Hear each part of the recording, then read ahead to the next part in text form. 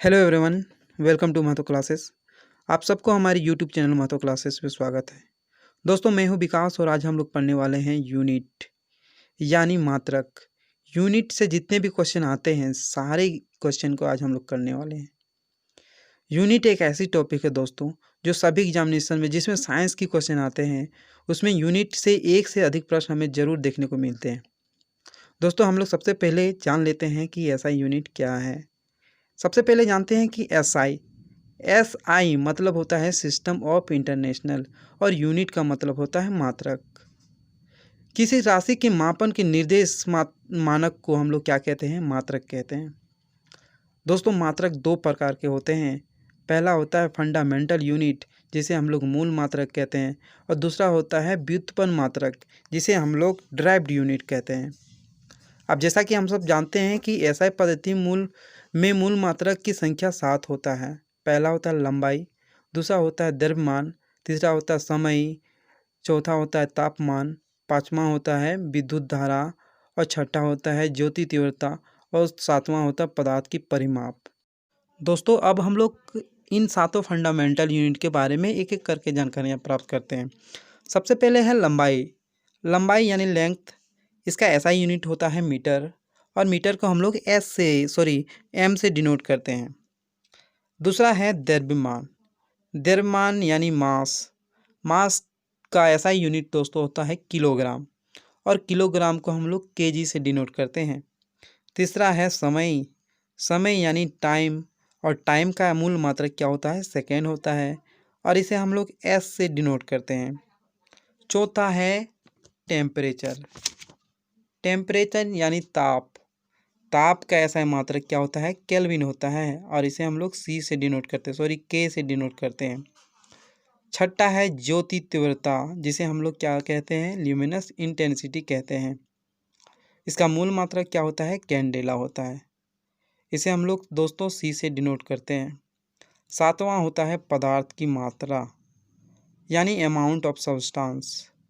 दोस्तों, amount of substance का मूल मात्रक मोल होता है ना। और 1 मोल इक्वल टू होता है दोस्तों 6.023 इंटू 10⁻23। दोस्तों, अब हम लोग ऐसा यूनिट से जितने भी क्वेश्चन साइंस से आते हैं उन सारे क्वेश्चन को हम लोग एक एक करके करेंगे ताकि आपके एग्ज़ाम में एक भी ऐसा यूनिट से क्वेश्चन ना छूटे। आप लोग इन सारे क्वेश्चन को रट लीजिएगा ताकि क्वेश्चन आप कर सके एग्ज़ाम में। चलिए देखते हैं। दोस्तों, पहला है शक्ति का एसआई मात्रक क्या है? तो दोस्तों, शक्ति का ऐसा मात्रक वाट है। अब दूसरा में आते हैं। दूसरा है बल। बल का ऐसा यूनिट न्यूटन होता है। तीसरा है वर्क यानी कार्य। कार्य का ऐसा यूनिट क्या होता है? जूल होता है।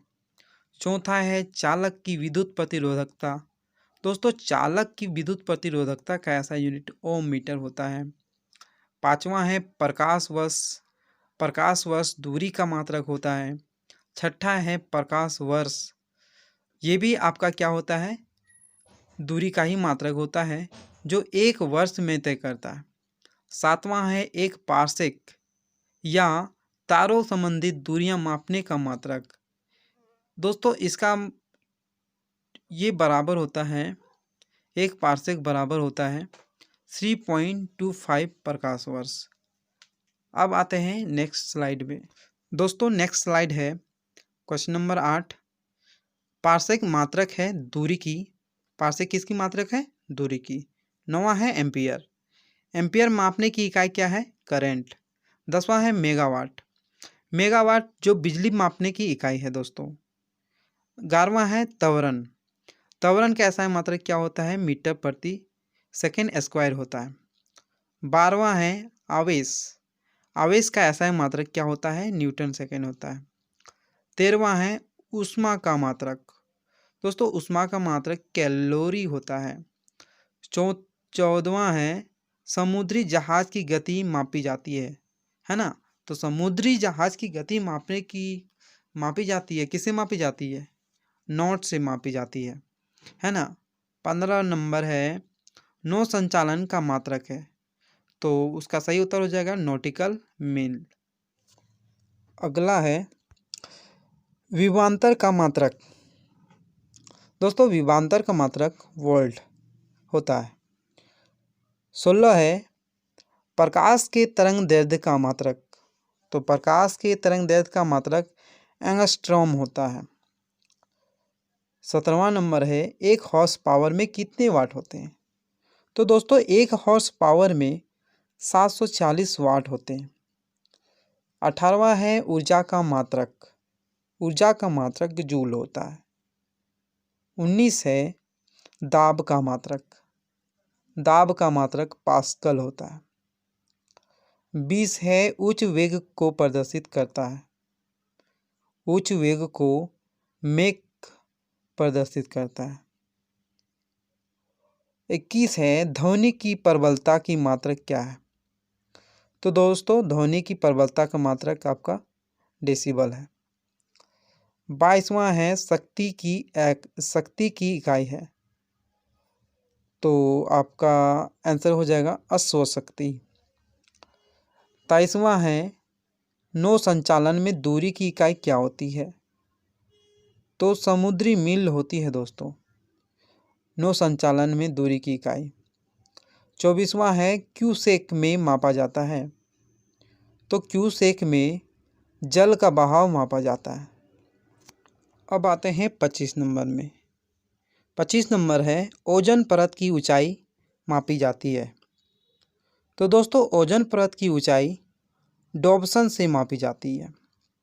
26वां नंबर है महासागर में डूबी हुई वस्तुओं की स्थिति जानने के लिए किस यंत्र का प्रयोग करते हैं। तो दोस्तों महासागर में डूबी हुई कोई भी वस्तु की स्थिति जानने के लिए हम लोग सोनार का उपयोग करते हैं। 27 नंबर है नौ संचालकों द्वारा प्रयोग में लिया जाता है। तो नौ संचालकों द्वारा प्रयोग में सोनार का प्रयोग किया जाता है। 28वां है ध्वनि की तीव्रता मापने वाले यंत्र है। तो दोस्तों ध्वनि की तीव्रता मापने वाला यंत्र ऑडियोमीटर है। 29 नंबर है वायु की चाल मापने वाला यंत्र है। तो एनीमोमीटर वायु की चाल मापने वाला यंत्र है। 30 नंबर है विद्युत प्रतिरोध का मात्रक है। तो दोस्तों विद्युत प्रतिरोध का मात्रक ओम है। अगला है विद्युत आवेश का मात्रक है। तो दोस्तों विद्युत आवेश का ऐसा मात्रक क्या होता है कूलाम होता है। ये तो आप सब जानते ही होंगे। अगला है करंट का मात्रक है। तो करंट का मात्रक क्या है एम्पियर है। 33 नंबर है लंबाई की न्यूनतम इकाई क्या है। तो फर्मीमीटर लंबाई की न्यूनतम इकाई है। अगला है भूकंप की तीव्रता मापने वाली यंत्र क्या है। तो रिएक्टर पैमाने पर यानी रिएक्टर स्केल से हम लोग भूकंप की तीव्रता माप सकते हैं। 35वां नंबर है डॉप्सन इकाई का प्रयोग किया जाता है। तो दोस्तों ओजोन परत की मोटाई मापने के लिए हम लोग डॉप्सन इकाई का प्रयोग करते हैं। 36वां नंबर है ध्वनि की तीव्रता मापने के लिए कौन सा यंत्र का उपयोग करते हैं। तो ऑडियोमीटर का उपयोग हम लोग ध्वनि की तीव्रता मापने के लिए करते हैं। 37वां नंबर है पायरोमीटर मापन में प्रयोग किया जाता है। तो दोस्तों उच्च ताप मापने के लिए हम लोग पायरोमीटर का उपयोग करते हैं। 38वां नंबर है मैनोमीटर के द्वारा माप की जाती है। तो दोस्तों गैसों की दाब मैनोमीटर के द्वारा मापा जाता है। 39वां नंबर है दाब मापने हेतु प्रयोग किया जाता है। तो बैरोमीटर का उपयोग हम लोग दाब मापने के लिए करते हैं। 40वां नंबर है अमीटर का प्रयोग किया जाता है। तो दोस्तों अमीटर का उपयोग करंट मापने के लिए किया जाता है। 41वां नंबर है हाइग्रोमीटर मापने में प्रयोग किया जाता है। तो दोस्तों हाइग्रोमीटर का प्रयोग हम लोग आर्द्रता नापने के लिए करते हैं। 42वां नंबर है रक्त दाब मापने के यंत्र हैं। तो दोस्तों स्फिग्नोमीटर रक्त दाब मापने का यंत्र है। 43वां नंबर है प्रकाश की तीव्रता मापने के लिए प्रयोग किया जाता है। तो लक्स मीटर का उपयोग हम लोग प्रकाश की तीव्रता मापने के लिए करते हैं। अब आते हैं क्वेश्चन नंबर 44 में। दोस्तों क्वेश्चन नंबर 44 है सिस्मोग्राफ क्या रिकॉर्ड करता है। तो सिस्मोग्राफ भूचाल का रिकॉर्ड करता है। 45वां नंबर है रेन गेज का प्रयोग किया जाता है। तो वर्षा मापने के लिए हम लोग रेन गेज का प्रयोग करते हैं। 46वां नंबर है मात्रकों का अंतर्राष्ट्रीय पद्धति कब लागू हुआ था। तो दोस्तों 1971 में मात्रकों का अंतर्राष्ट्रीय पद्धति लागू हुआ था। 47वां नंबर है एसआई पद्धति में लेंस की शक्ति का एसआई मात्रक क्या है? तो दोस्तों डायोप्टर लेंस की शक्ति का मात्रक है। 48वां नंबर है ल्यूमेन मात्रक है, तो ज्योति फ्लक्स ल्यूमेन का मात्रक है। 49वां नंबर है कैंडेला मात्रक है, तो दोस्तों ज्योति तीव्रता कैंडेला का ऐसा मात्रक है। 50वां नंबर है रेडियो एक्टिव धर्मिता का मात्रक क्या है? तो क्यूरी है रेडियो एक्टिव धर्मिता का मात्रक।